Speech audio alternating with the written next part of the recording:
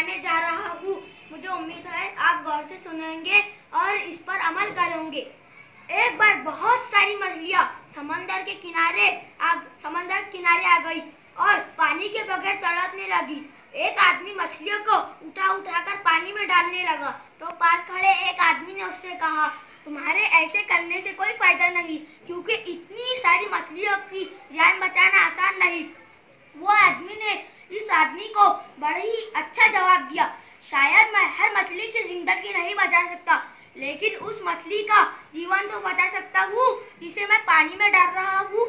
हमारी रोजमर्रा जिंदगी में भी ऐसा ही है।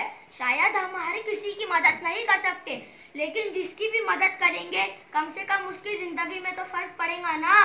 Thank you.